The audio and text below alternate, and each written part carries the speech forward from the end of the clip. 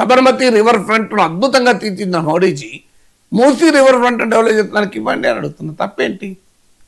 అందువల్ల తెలంగాణకు కూడా ఒక ప్రాజెక్టు జాతీయ హోదా ఇవ్వండి, ఒక పండుగకు జాతీయ హోదా ఇవ్వండి. మళ్ళీ ఆస్కార్కు సినిమా రికమెండ్ చేయాలంటే మళ్ళీ గుజరాతీ చెల్లో షోనే వెళ్తుంది, మా త్రిబుల్ ఆర్ వెళ్ళదు. అయినా మా త్రిబుల్ ఆర్ మా రాజమౌళి ప్రపంచాన్ని దున్ని అంతర్జాతీయ సినీ పండుగలను దేదీప్యమానంగా వెలుగొందించి భారతీయులు గర్వకారణంగా నిలిచాడు మా రాజమౌళి. కానీ మా రాజమౌళినో మీరు రికమెండ్ చేయరా? ఏం చేయాలి? మా జక్కన్ననో మీరు గుర్తించరా? ఆస్కార్ గుర్తిస్తుంది, ప్రపంచం గుర్తిస్తుంది, కానీ మన దగ్గర మన కేంద్రమే గుర్తించదు. మా కేంద్రానికి మళ్ళీ ఆస్కార్కు నామినేట్ చేయాలంటే చెల్లో షోని గుర్తొస్తుంది, గుజరాతీ సినిమా. అది ఎక్కడ ఉందో ఎవరికి తెలియదు, ఎవరు పట్టించుకోలేదు. ఇది నిజం కాదో చెప్పండి. ఇప్పుడు రాజమౌళికి ఎందుకు రాలేదు, నాట్కి ఎందుకు వచ్చింది? ఎందుకంటే it was not officially nominated film triple R. చాలా మంది తెలియదు ఇది. Triple R is not officially nominated by government of India for Oscar. Officially nominated film triple R కాదు, చెల్లో షో, గుజరాతీ ఫిలిం. అందుకే మన రాజమౌళికి అదృష్టం దక్కలేదు, నాటుకు దక్కింది. అసలు ప్రపంచంలో ఉన్న టాప్ ఫిలిం డైరెక్టర్ లెజెండ్స్ కొనియాడారు రాజమౌళి కెపాసిటీ.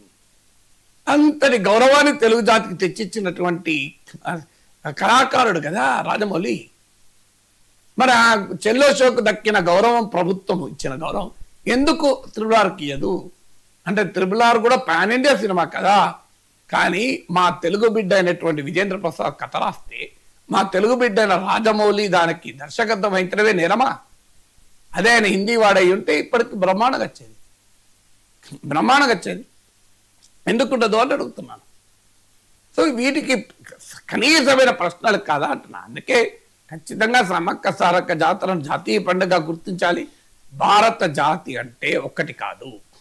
అందుకే మన జనగణమన ఒకసారి చదవండి. మీకు అది దాంట్లో నుండి గుజరాత్, పంజాబ్, సింధు, మరాఠా, ద్రావిడ, ఉత్కల, వంగా ఉంది కదా. గంగా యమున అంటాం కదా, మన ఒక్క నది అనం కదా. సో అందువల్ల జనగణమన ఒక్కసారి చదివితే అర్థమవుతుంది కదా. అదే మన తెలుగువారు అలా ఆలోచించడే. మా గురుగారు ఏమన్నాడు? తెలుగునే ప్రేమించమన్నాలే, దేశమును ప్రేమించమన్నా అన్నాడు. సో తెలుగు జాతి దేశభక్తి చూడండి. తెలుగునే ప్రేమించమన్నా అని ఎక్కడ అనలే మేము. మా తెలుగు కవుడు తెలుగు ఏ దేశమే ఎగినా ఎందుకు కాలినా పొగడరా నీ తల్లి భూమి భారతిని అన్నాం. భూమి భారతిని పొగడమన్నాం. పొగడరా నీ తల్లి తెలుగు తల్లిని అనలే మన వాళ్ళకి. చూడండి కవుడు దేశమును ప్రేమించమన్నా అన్నాడు మా గురుజాడ. అసలు నిజమైన జాతీయ గీతం అది కదా. అసలు భారతదేశం మరో జాతీయ గీతంగా గుర్తించదగినటువంటి పాట కదా. దేశమును ప్రేమించమన్నా, మంచి అన్నది పెంచమన్నా. మా దౌర్భాగ్యం ఆ గురజాడ అప్పారావు నివసించిన గృహంలో ఇలా పందులు తిరుగుతున్నాయి ఆ ప్రాంగణంలో. నేను వెళ్ళి వీడియో కూడా చేశాను. ఇప్పటికీ ఒక 40,000 మంది పైగా చూశారు. తెలుగు వారందరికీ చెయ్యెత్తి మొక్కాను ఈ వీడియో షేర్ చేయండి. గురజాడ అప్పారావు నివసించిన ప్రాంగణంలో మీకు ఆ పందులు తిరుగుతున్నాయి. పబ్లిక్ టాయిలెట్గా మార్చేసింది దాన్ని. వెనకాల కోచింగ్ సెంటర్ ఉంది. ఆ ఇంటికి వెళ్ళి ఆ ఇంట్లోనే కూర్చొని ఆ వంశీకులతో కూర్చొని వీడియో చేశాను.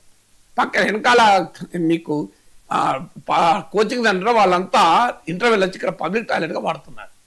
ఆవేదన వచ్చింది, కన్నీళ్ళు వచ్చింది. ఆ మహనీయుడు అసలు ఏంటి అంటే మన జాతిని మనమే గౌరవించుకొని దౌర్భాగ్యం మనకుంది కనుక ఇక వాళ్ళన్నట్టు ఏమున్నది, ఎందుకు అనాలి? మనకే లేదు కదా సోయి. మనకు సోయి ఉంటే మన పాలకులకు రోజు ఏం చేసినా అక్కడ ఢిల్లీ సింహాసనానికి ధన్యవాదాలు చెప్పాలి, ఢిల్లీ సింహాసనానికి మొక్కనిల్లాలి, ఢిల్లీ సింహాసనానికి చేతులెత్తి మొక్కాలి, ఈ కప్పం కట్టుకుంటూ సామంత ప్రభువులుగా బతకాలి మనం. ఇదే కదా మన నాయకుల స్వభావము. అరే మేము ఢిల్లీని గౌరవిస్తాం, తల్లిని కూడా గల్లీని కూడా గౌరవిస్తాం.